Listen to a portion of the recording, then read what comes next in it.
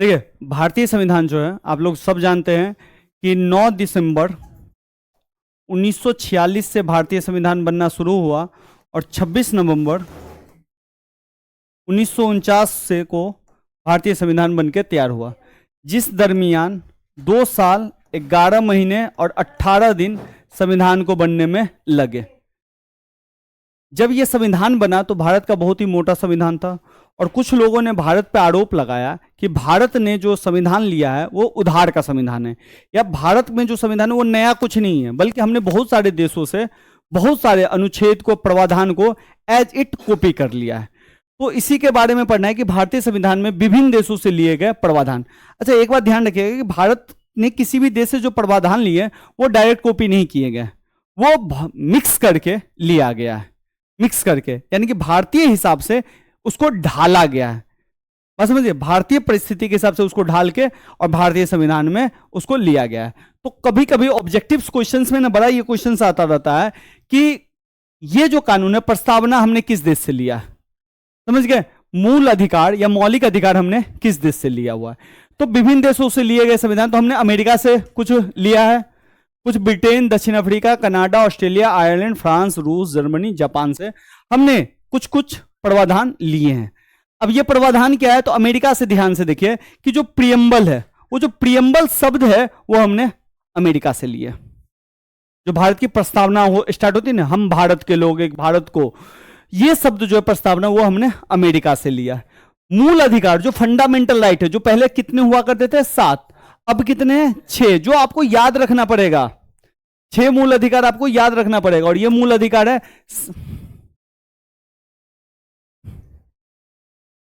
समानता का अधिकार। अरे यार क्या हो रहा है,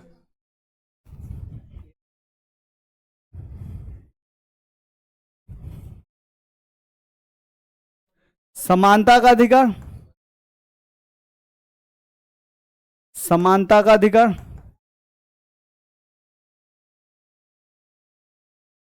दूसरा है आपका स्वतंत्रता का अधिकार, तीसरा है आपका शोषण के विरुद्ध, शोषण के विरुद्ध अधिकार, पांचवा है आपका धार्मिक स्वतंत्रता का अधिकार, पांचवा है आपका अल्पसंख्यकों का अधिकार, और छठा है आपका संवैधानिक उपचारों का अधिकार। ये 6 अधिकार है आपका संवैधानिक उपचारों का अधिकार। इसमें से आप एक चीज ध्यान रखिएगा कि एक अधिकार और था जो 7 था, वो था संपत्ति का अधिकार, जिस संपत्ति के अधिकार को खत्म कर दिया गया। और इसके बारे में अभी आपको अनुसूची वाला मैं टॉपिक पढ़ाऊंगा, उस अनुसूची के टॉपिक में आपको पता चलेगा। स्वतंत्र न्यायपालिका, स्वतंत्र न्यायपालिका का मतलब है, आप जानते हैं कि भारत सरकार में सरकार के 3 अंग होते हैं, एक न्यायपालिका, कार्यपालिका, विधायिका, और तीनों एक दूसरे से स्वतंत्र है। ठीक है, न्यायपालिका को स्वतंत्र रखा गया, और न्यायपालिका का मेन काम क्या है, जस्टिस देना तो काम ही है ही, प्लस संविधान की व्याख्या करना, किसका काम है, स्वतंत्र न्यायपालिका। दूसरा है न्यायिक पुनरावलोकन। न्यायिक पुनरावलोकन का मतलब क्या है कि अगर कोई कानून बना है तो कोर्ट जो है उसका पुनरावलोकन कर सकता है, उसको देख सकता है, उसकी रिव्यू फिर से कर सकता है, उसके बारे में अपना डिसीजन जो है वो चेंज कर सकता है। यह भी अधिकार हमने कहां से लिया है, अमेरिका से। राष्ट्रपति पे महाभियोग, अभी तक ऐसा हुआ नहीं है कि राष्ट्रपति पे भारत में महाभियोग लिया जाए, तो राष्ट्रपति पे महाभियोग भी कहां से लिया है हमने, अमेरिका से। अब राष्ट्रपति पे महाभियोग क्या होता है बच्चा, बट ये समझ लो, राष्ट्रपति को हटाने की प्रक्रिया, उसको हम क्या बोलते हैं, राष्ट्रपति पे महाभियोग। जनहित याचिका, जो PIL है, पब्लिक इंटरेस्ट में जो लिटिगेशन फाइल होती है, उसको हम जनहित याचिका कहते हैं, ये भी हमने कहां से लिया, अमेरिका से। उपराष्ट्रपति का पद, ये भी हमने कहां से लिया, अमेरिका से। जिसमें से इंपॉर्टेंट ध्यान रखिएगा, राष्ट्रपति का आर्टिकल 52 है, इसी में 11 जोड़ दीजिएगा तो 63 आर्टिकल किसका हो जाएगा, उपराष्ट्रपति का पद। एक चीज और ध्यान रखिएगा कि उपराष्ट्रपति अपना सैलरी उपराष्ट्रपति पद के लिए नहीं लेता है।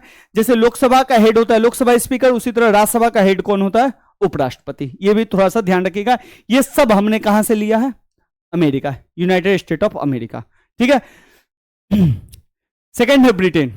आपको जान के हैरानी होगी, या हैरानी क्या होगी कि भारतीय संविधान में जो भी है 60% 1935 से लिया गया है, 1935 का अधिनियम। और भारत पे कौन राज कर रहा था? ब्रिटेन ही राज कर रहा था, ब्रिटिश कंपनी। तो देखिएगा विधि का शासन, विधि का शासन का मतलब कानून का शासन, कहां से लिए हैं? ब्रिटेन से।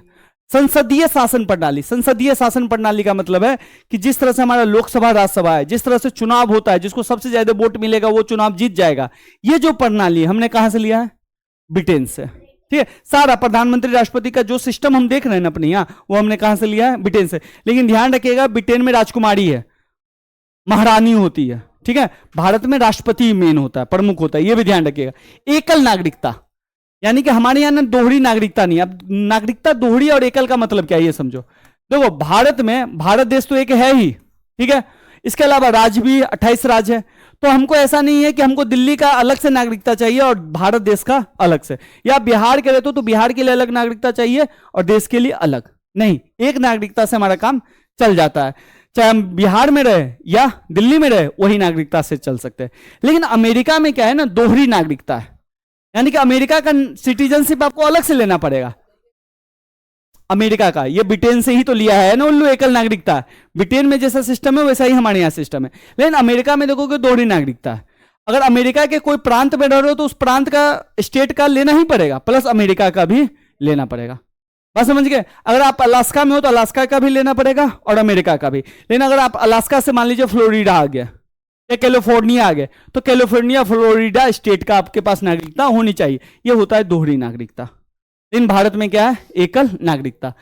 द्विसदनीय व्यवस्था है, यह भी हमने कहां से लिया? ब्रिटेन से। द्विसदनीय व्यवस्था का मतलब कि संसद में 2 सदन होते हैं, एक राज्यसभा और एक लोकसभा। और इस सब के बारे में बता ही दूंगा। इसमें 543 सदस्य होते हैं, इसमें 245 सदस्य होते हैं, ठीक है। अब एक चीज ध्यान रखिएगा, राज्यसभा में जो चुन के आते हैं वो राज्यों से आते हैं और इससे भी राज्यों से चुन के आते हैं। लेकिन इसका जो चुनाव होता है प्रत्यक्ष चुनाव होता है, इसका अप्रत्यक्ष। अब कहिएगा ये क्या है भैया? प्रत्यक्ष। देखिए प्रत्यक्ष चुनाव का मतलब है कि जनता वोट डालती है, ठीक है। जैसे प्रधानमंत्री का चुनाव हुआ, जनता ने वोट डाला, ठीक है। लेकिन राज्यसभा का चुनाव ऐसे नहीं होता है। राज्यसभा में जनता जिसको चुनती है वो वोट डालता है। जैसे राष्ट्रपति का चुनाव, राष्ट्रपति का चुनाव हम लोग नहीं जाते हैं, हमने जिसे चुना है वो राष्ट्रपति को चुनते हैं। तो ये ध्यान रखिएगा। ये वाला भी व्यवस्था हमने कहां से लिया है? ब्रिटेन से। कानून निर्माण की प्रक्रिया, किस तरह से कानून का निर्माण होगा, वो भी प्रक्रिया हमने किससे लिया? ब्रिटेन से।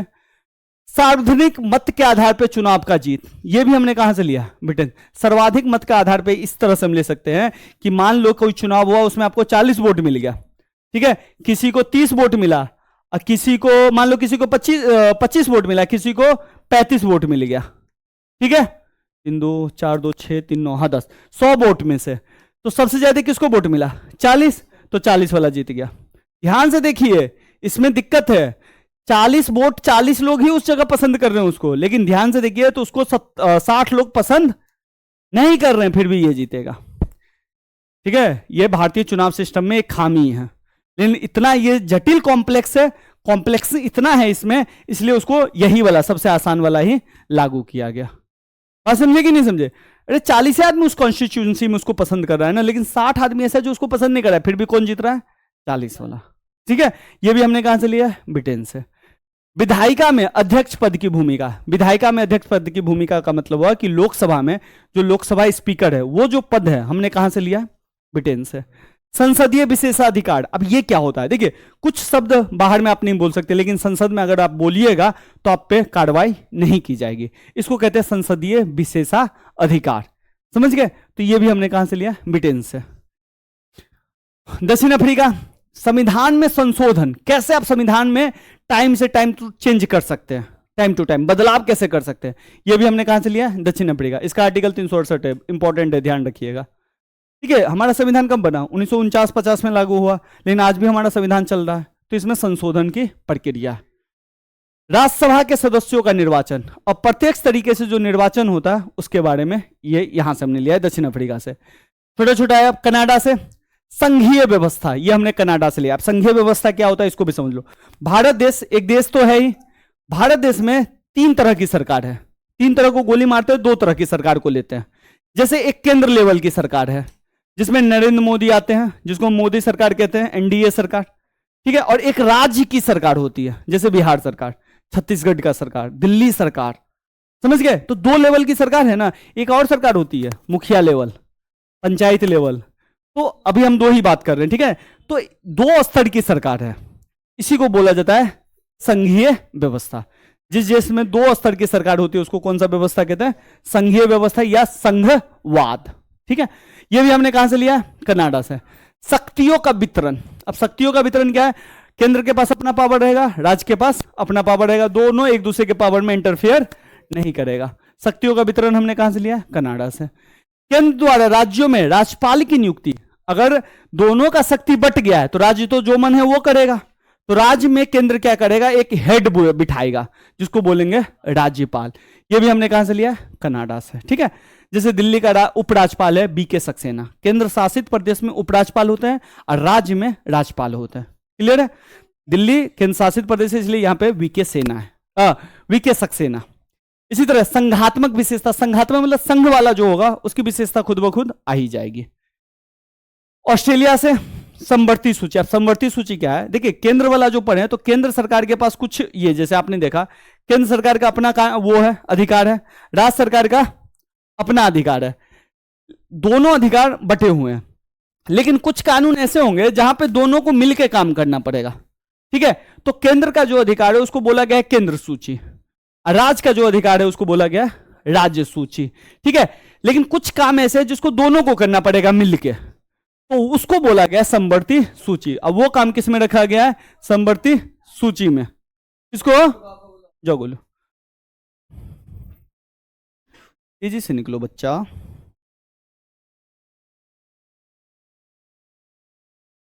जय अभिजय।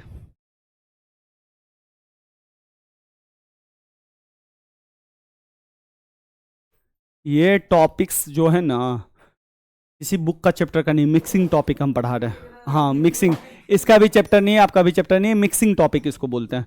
तो एक आध नंबर 2 नंबर 3 नंबर का ना टकरा जाता है। नमस्ते। एमसीक्यू में टकरा जाएगा, 2 नंबर के ऑब्जेक्टिव क्वेश्चन में आ जाएगा, ऑब्जेक्टिव कह रहे हैं सब्जेक्टिव में आ जाएगा। नमस्ते बेटा। ठीक है, चलिए तो समवर्ती सूची क्या है ये आप समझ गए। अब आते हैं, देखिए हम लोग बिहार से दिल्ली जाते हैं, तमिलनाडु जाते हैं व्यापार करने के लिए, दिल्ली के लोग कहीं और जाते हैं, कर्नाटक के लोग कहीं और जाते हैं। ये जो व्यापार बिजनेस करने के लिए जो स्वतंत्रता संबंधी प्रावधान है कि कोई आदमी कहीं भी बिजनेस कर सकता है, वो भी हमने कहां से लिया? ऑस्ट्रेलिया से लिया। लोकसभा राज्यसभा, अब जानते हैं कि लोकसभा में कानून पास होता है फिर राज्यसभा में जाता है, फिर राज्यसभा में पास होता है तो राष्ट्रपति के पास जाता है। अगर पहले राज्यसभा में गया तो राज्यसभा से पास होगा, फिर लोकसभा में आएगा, फिर राष्ट्रपति में जाएगा। लेकिन कभी कभी क्या होता है लोकसभा से पास हो जाता है, राज्यसभा से पास नहीं होता। तो कभी कभी क्या होता है कि दोनों का है ना एक साथ बैठक करना पड़ता है, इसी को बोलते हैं संयुक्त बैठक। ठीक है, तो संयुक्त बैठक का प्रावधान हमने कहां से लिया? ऑस्ट्रेलिया से लिया। बात समझ गए? जैसे मान लीजिए कि वो कानून पास करवाना जरूरी है, जैसे भारत में 3 बार अभी तक ये हुआ है। एक बार हुआ है दहेज विरोधी कानून को लेकर, ठीक है, एक बार हुआ है टाडा को लेकर, आतंकवादी वाला कानून था, और एक कानून और है जो मैं मिस कर रहा हूं। 3 बार टोटल संयुक्त बैठक हुई है संसदीय इतिहास में। आयरलैंड, ठीक है, राज्य के नीति निर्देशक तत्व। अब ये क्या है इसको समझिए। देखिए मूल अधिकार तो ऐसा अधिकार है जिससे आपको कोई नहीं छीन सकता, जो 6 है वो आप कोर्ट में भी जाके ले सकते हैं। लेकिन कुछ अधिकार ऐसे हैं जो आपके संविधान में तो लिखे तो गए हैं लेकिन वो आप कोर्ट में जाके नहीं ले सकते। इसी को बोला गया राज्य के नीति निर्देशक तत्व, जिसको इंग्लिश में बोलते हैं डीपीएसपी। अब इसमें क्या है कि राज्य के पास जैसे जैसे संसाधन आएगा तो राज्य आपको वो चीज देगा। जैसे संसाधन कैसे आएगा? जब राज्य के पास भोजन आएगा तो आपको भोजन देगा, जब राज्य के पास ताकत आ जाएगा दारू बंद करके पैसा कम करने का तो दारू बंद कर देगा।